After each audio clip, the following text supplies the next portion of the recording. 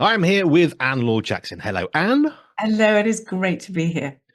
Right now, we talk about sensory health, um, and we've been working through a series which I'm really enjoying because at school you're taught there's five senses, and yet we've learned through you that there's more than five, which was an eye opener for me. I'll be honest.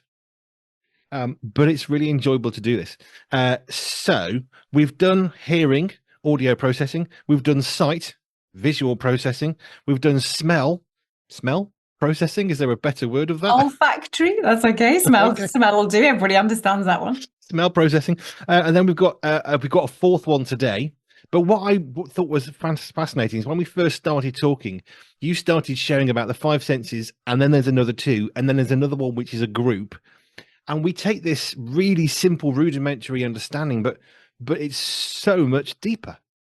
Oh my goodness, it is powerful. Without the sensory integration, it just affects everything. Your attention span, the way that you relate to other people, how content you feel just in your own body. And it's all stuff that you're not aware of. And it's like that's what's so bizarre for people, that they feel a bit unsettled, or they just know that they're just not functioning as well as they'd like to, but they don't know why, because it is so subconscious, because it's not stuff that we think about. It's stuff that has been designed to be processing in the background.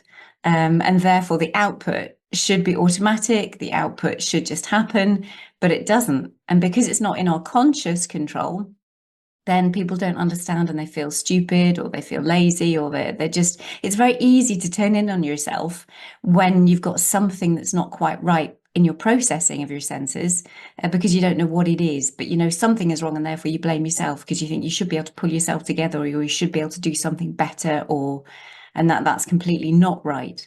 And that's why it's great to have the opportunity to talk about the power and the importance of sensory health and sensory processing and integration. I was thinking about, because we've got a car, and one of the sensors on the car has gone, and it's for the washer fluid. So normally you use your washer fluid, it runs down, and then the car says, if you've got one like we have, oh, by the way, your washer fluid's low, put some more in.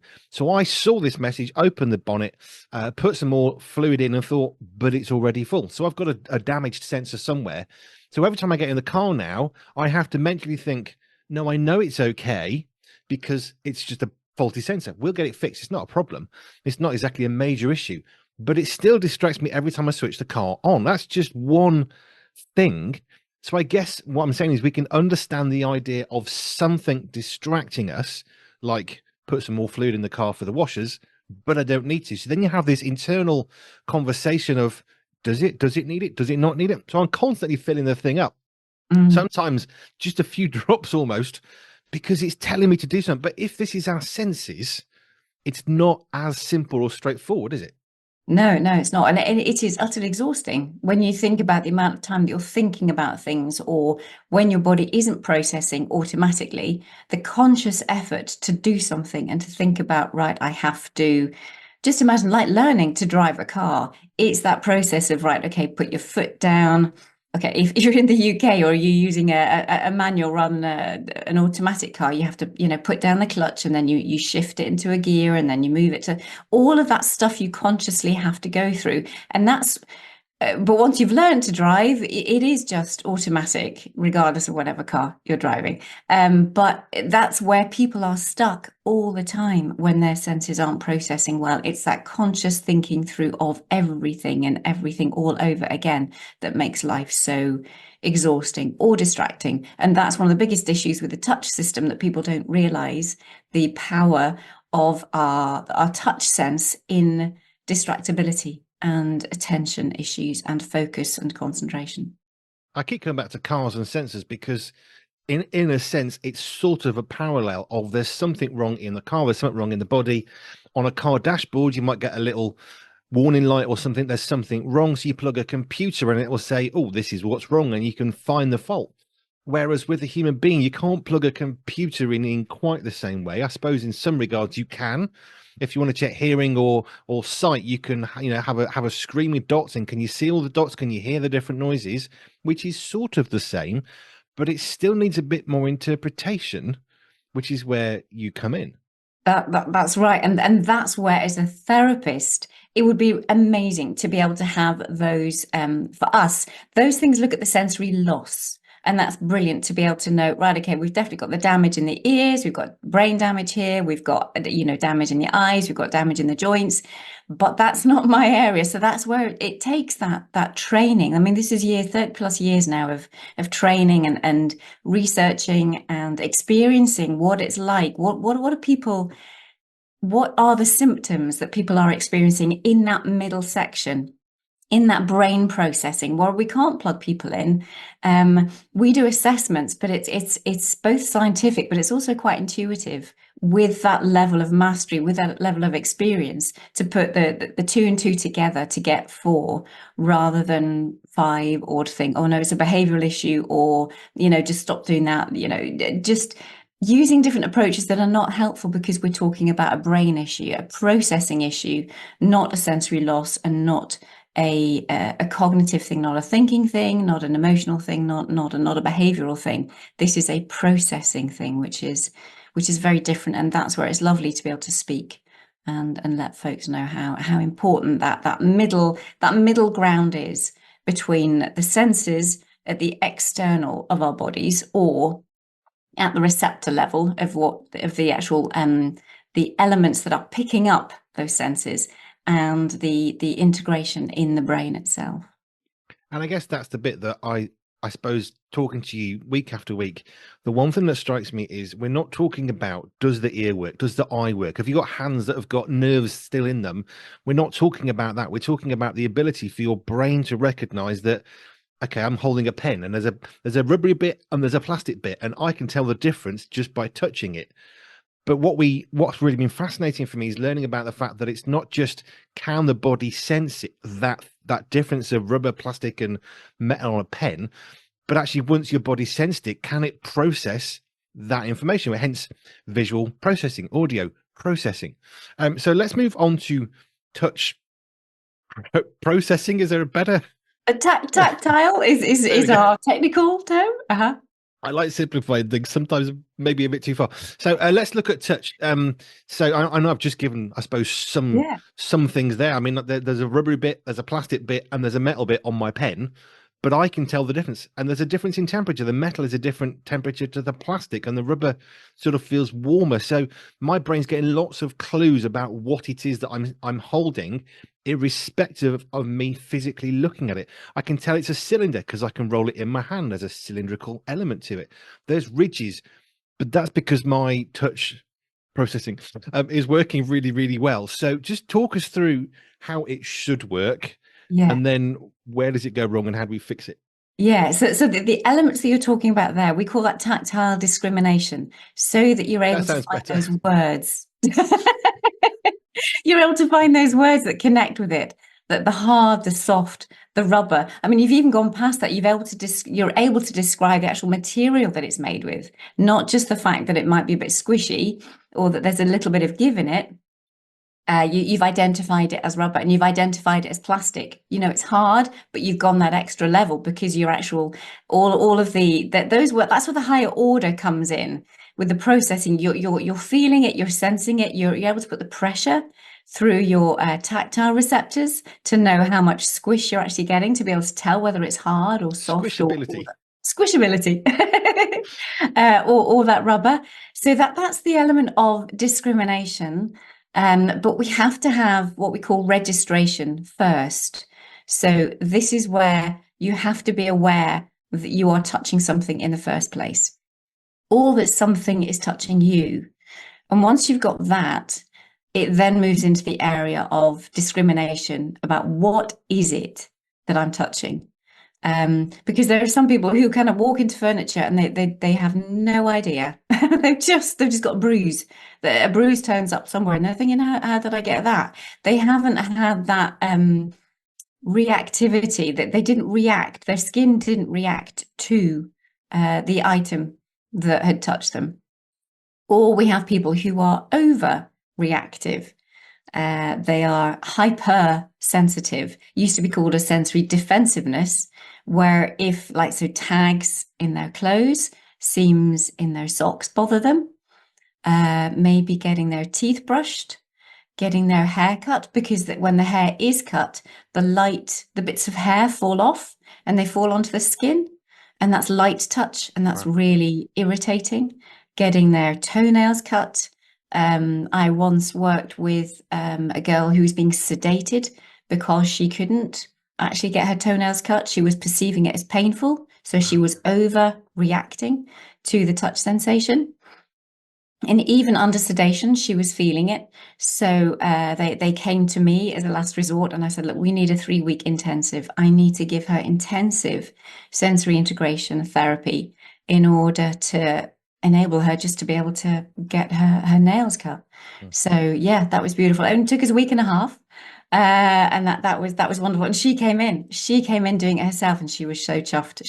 It was like life transforming, that she could then come in, and it was so precious when she, showed me her nails, took her socks off, and like showed me her feet, and that, she had been able to just get over all of the fear, the anxiety, but also the way that her brain was processing that as painful, because we'd managed to regulate her system enough in order for her to actually be able to tolerate to cut her own Wow. nails in the end. I saw a So, lovely video of a guy in America who specializes in children who the classic would be autism or ADHD. They can't sit still, or they can't cope with someone touching their head or being in their face. mm, And this guy, it's amazing to watch him. I haven't got a name or anything. I just saw it and thought, what a guy, because these children are coming in and they're screaming and they're kicking and they can't cope with it, but he works with them, so he gains trust, he builds a relationship, and over time he's able to cut their hair. But mm, but they can't cope with it. I mean, you've got someone in your face, literally. You've got them tugging at your hair. You can't see them, and all those things. If you're in any way kind of hypersensitive, overly sensitive, it's even I can work out that's got to feel like torture. yeah. Oh yeah, utterly. When I do training courses, often talking about, it's like having permanent sunburn. It's you have somebody touch you. Obviously, you've got to have had sunburn first to know what that might feel like. But that's the closest thing that I can think to, that people with a typical processing in their tactile system, if they've had that, they recognize they just do not want to be touched. And that's where we're in schools, it's hard, or in the workplace, or when people get aggressive. Because you will have children who will, if you line them up in a certain way, or someone bumps into them by accident, if they're just lining up outside the classroom, they'll turn around and whack them. They'll just go around and punch them and hit them, because it's like, ow, you touched me. And one of the biggest messages it's trying to get across is that don't deny that.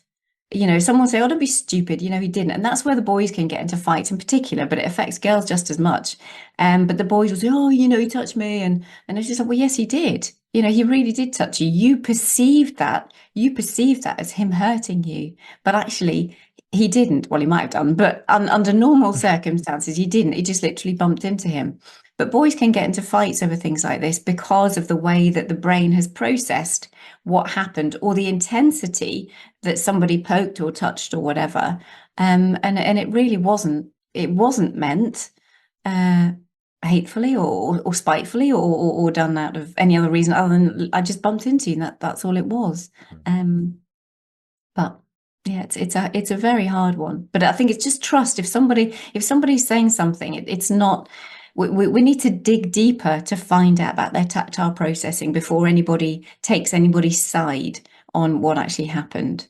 I guess because it's easy to get stuck into the what. Well, the what is he punched me, I punched back, there's a fight, you're both wrong, right, you're grounded, whatever. Mm, Yes, that probably needs to happen at some level, because violence is not okay. There needs to be consequences for inappropriate action. However, at the same time saying, well, that's the what, but what's the why? What's mm, behind the reason that you did this? Okay, so they say they nudged you, you said they punched you, you punched back. Okay, that's the what. But what's the why? Did yeah, that person deliberately nudge you because they could upset you? Possibly. Did you punch back because it's an excuse to punch back? Possibly. But if we don't actually ask why, yeah. and we get stuck at what, then we're not actually going to help anybody. Yeah, and that's right. And because there are some people, I mean, there's some people I know at school, and they say, look, there are other people at school poke them specifically because they know that they react. and that's horrible. That needs to be dealt with in another way. But to have that conversation is so important because it isn't recognized as a thing, but it is a very, very real thing. And that's one of the highest things that I go into, especially in schools at the moment, because that's the major part of my work at the moment. Is I saying the touch system is so powerful, and we don't realize it. We have focused a lot on the other senses, or we think that the tactile system is about that discrimination, about how hard they might press on something, or what they feel, or being able to find something in a bag. If you're trying to find something in a bag and you can't see, or you're trying to find coins in your pocket, whatever, that's really hard if you don't have tactile discrimination. But it's the registration of that sensation that we have to have first, and to be able to process that well is vital. So I went for a walk yesterday. I've got some new boots. I expected, because they're leather, it's going to take a little bit of time for them to adjust and be supple. Eventually, those boots will be, I know, much better than probably fabric shoes. They'll last longer. They'll be more comfortable. They'll be molded around my feet. At the moment, they're very stiff, very clunky. I look like I can't walk properly because they're brand new, really good quality leather boots. But last night I had a blister and I had a choice. This is hurting, was my first thought. That's not good. Oh, I'll pull up the socks. Okay, that's not helping. Right, I'll retie the shoelaces to try and alleviate movement in my shoe because they had got a little bit loose. Again, they're new, they're stiff, so I'm not really using them properly. But my brain is interpreting what's going on. And at one point, I'm just going to push through, and I carried on walking. And at one point, it hurt quite severely. And I thought, oh, that's more than a blister now. I think I've just ripped the blister. But my brain's able to interpret all those pains and think, well, I know what that is. I know where it is. I know what I need to do. So in my circumstance, I just slowed walking. I slowed right down. I got home a lot longer, but I was able to walk with less pain. So I'm able to interpret and then to react and to try and accommodate for the pain. Mm-hmm. But that's because my senses are working well in regards to touch on my foot. But of course, the feet, I mean, feet are really important. we need them. And if we don't respond to the stone in the shoe or the blister, it's a problem. So this morning I put my boots back on, put a plaster on. I had a sweat from pain, and I thought, this isn't one I'm going to walk off. I need to allow this to heal. So I've got a much bigger pair of old shoes on, and eventually it'll pass. But I guess that's my point. My point is, I'm able to think this through. I know there's an end result of, well, eventually the boots will be supple and they'll be wonderful because I've had them before. Right now it hurts, so I just need to manage the situation. But I'm able to know that because my senses are pretty well integrated. But if you don't, I've got reasons to keep going and reasons to care and all that. But how do you help somebody who doesn't have that ability to see the end goal of these will be comfy eventually? The blister will heal, so I'm looking ahead. But how do people who struggle with that? Yeah, it's really hard. And that is where the support, most of my, when we're in schools, the other bit is supporting the parents.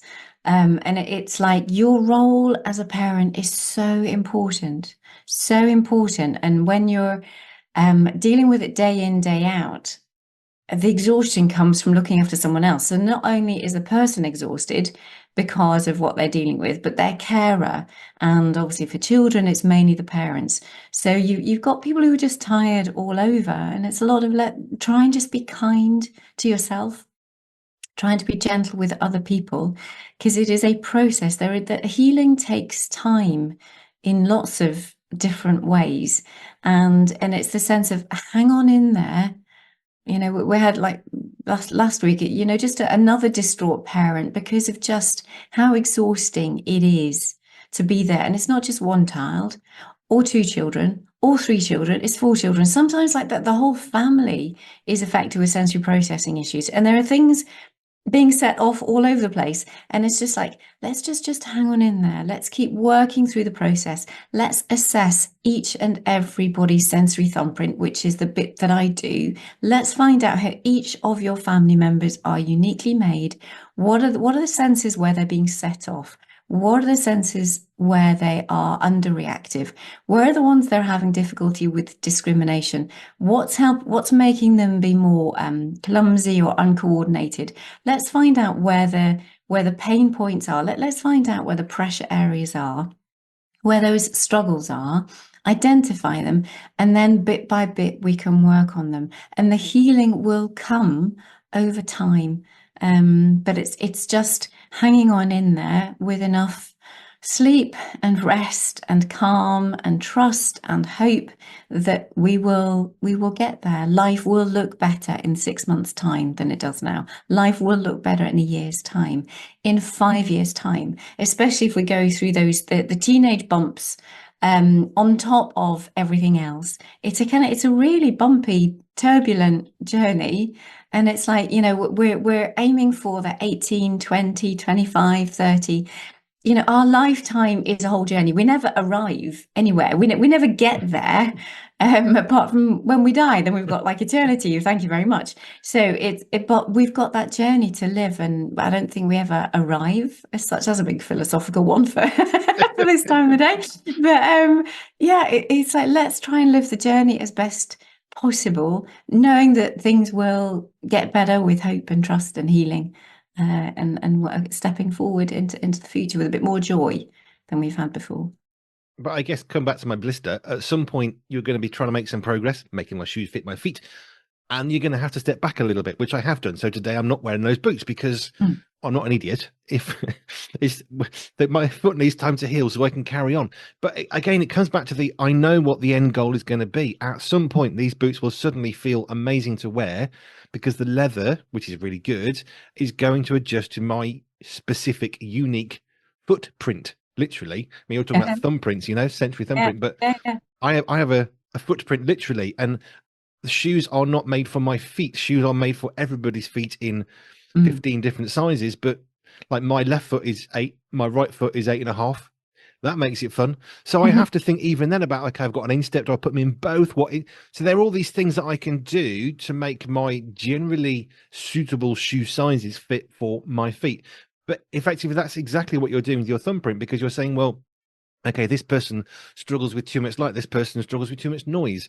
And there are going to be norms that we are going to have to find a way of trying to work with and manage.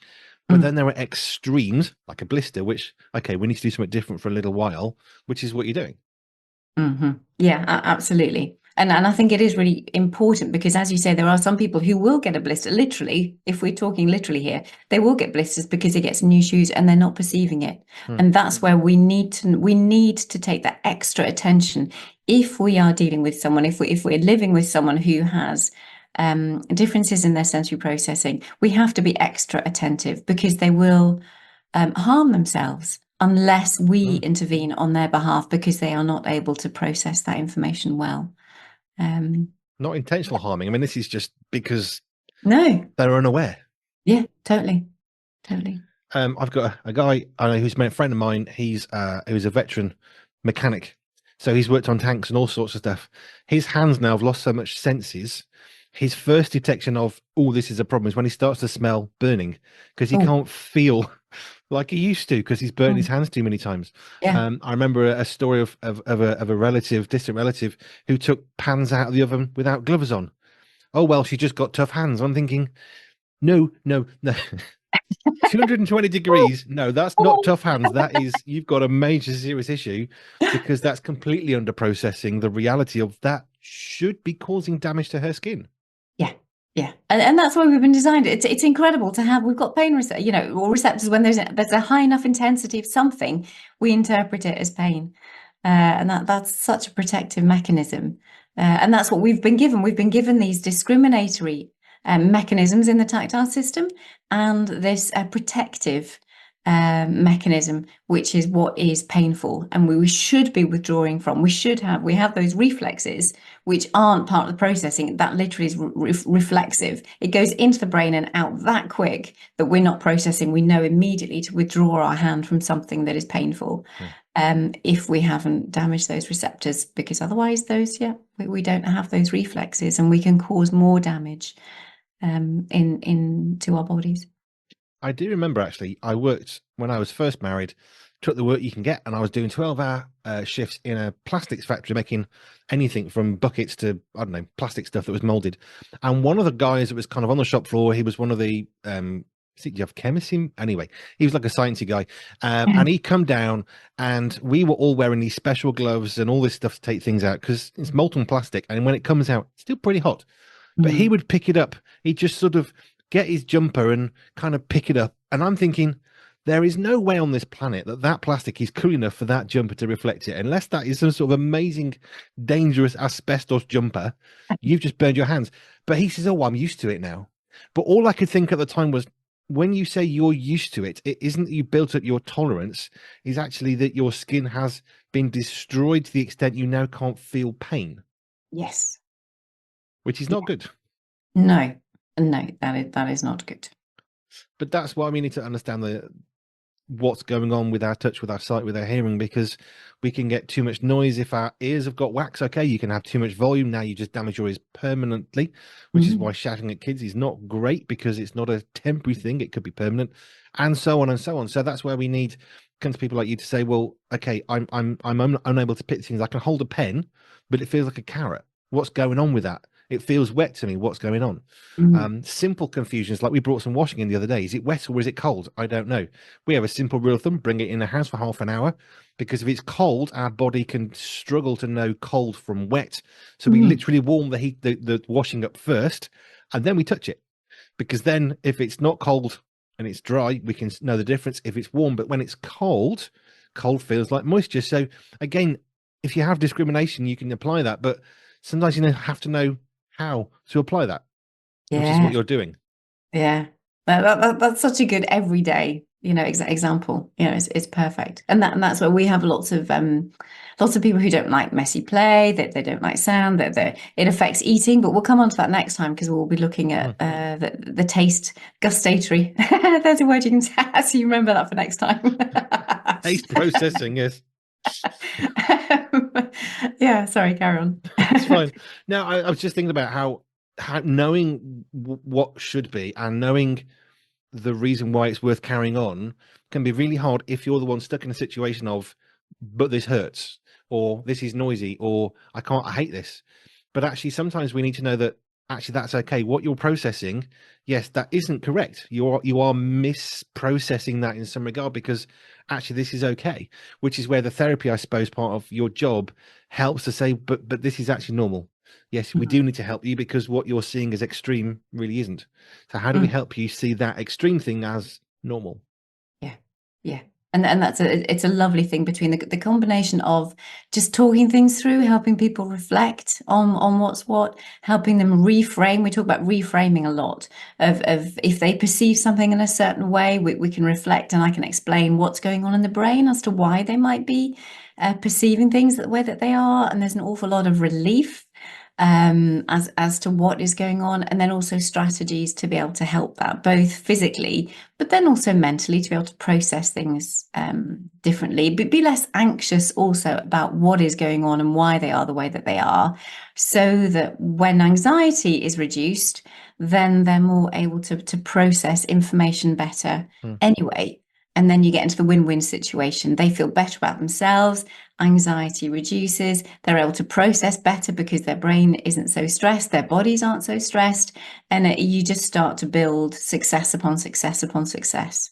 And that's a really nice phase of therapy Hmm. come into. And I really enjoy these chats because it helps me learn that it's not smell processing. There's another way of putting these things, but that's kind of the point, because I have a very simplistic view of it, and in a sense, I don't need much more than that, because for me personally, I'm not working with people who've got sensory struggles. I don't have them myself that I'm aware of, apart from, I've got glasses on, but that's a physical issue, not Yeah. a brain issue. But I enjoy learning more and more and more about this, because then I think more and more, how does this help people? I mean, I don't want to shock people on the radio. I don't want to play music that they're going to go, gosh, that's dreadful. Isn't that good or bad? So we play music that we're hoping isn't going to shock people, because we're not trying to do that. If that's your thing, great, but that's not our thing. Mm. Music is a medium for, bringing, sharing joy. But we don't want the extreme stuff, because it can really hit you hard. Yeah. But in processing, perhaps we don't understand or comprehend that, well, that's actually happening, but we don't understand that it's happening for this person, because we don't have that struggle, which is where Mm. some compassion and some grace can really help us to think, okay, well, they don't normally behave like this. If they're always aggressive and always violent, that's a different issue. But if this is really peaceful, really peaceful, really peaceful, bang, angry and straight down again, that spike should be a really big clue that we need to say, well, why we've got a sudden spike of change of mood. in Mm. that situation, which is where we can come to people like you and say, not as a last resort, that would be good, wouldn't it? Not coming to Not you as a last. last resort, that Yeah. would be good. Yes, absolutely. Prevention. There Prevention's there good. isn't opening. What was that? Prevention's good. Prevention is remarkable. Mm, Getting in there early and thinking before, because you can get learned behaviors mm, that will come off. This is how I've reacted in the past. This is what I'm going to continue to do. Because actually, if they do, they might get attention. If they actually start hitting out at people, they start to get this attention. Although it's negative attention, it's still attention. And if they haven't had a lot of attention at home, or if they start to get, as I say, just negative attention is sometimes just as it feeds that person mm. just as much as positive or more than positive attention sometimes. That's why if we can get to the root of these things early, then we can stop learned behavior. We can stop them getting negative attention and give them positive attention in a way that's going to help them develop and mature better. Otherwise, what used to be a sensory issue becomes a behavioral issue. Even with those who I managed to sort the senses out, we then need to go into management techniques to change the behavior, because actually they shouldn't need to do that anymore. They've just learned how to behave this way Mm. because they have reacted, because that's what their brain did, because that's sensory processing. They react to things. But now we need to actually change the physical behavior, because I know that their senses are now processing well because of other tests that we do and other assessments and ways that we can work with them. Fab. I was just thinking about the blister, but I could have ignored the blister and kept going, even though I knew about the pain.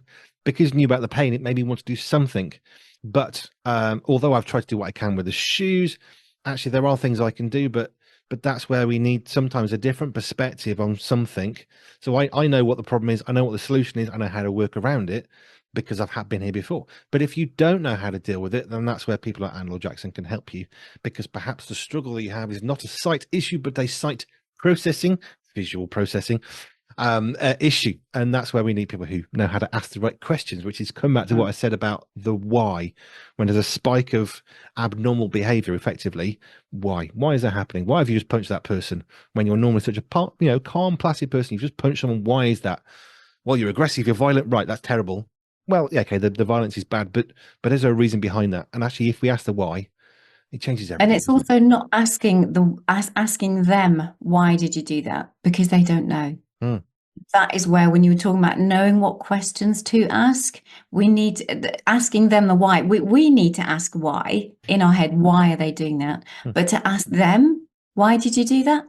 They won't have a clue, or they'll make something up, or say, oh, I don't know, or whatever. And that's where we need to know what questions to ask. And that's where, if they do go to the website, there'll hopefully be resources and things to learn about this stuff for free, and then just to know to what kind of questions, so that we can get to the why in a way that they can communicate the why to you, because most people don't know the why. They don't know why they're doing something. But they will, if you ask them different questions, they'll be able to tell you about their tactile processing. They'll be able to tell you if they're bothered by any particular sights or sounds or smells or touch or whatever. You just need to know what to ask.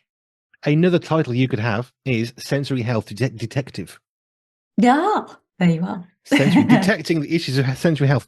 If you want some detecting of your senses from Anne Jackson, simplest thing to do, go to our website, pure247radio.org, pure247radio.org/ALJ, ALJ for Anne Laure Jackson. Thank you. And yes, next week we'll be looking at taste, which is cool. The no, I'm not even going. I'm going to get it wrong. We'll come back to that next week. Thank you, Anne. That's great. See you then.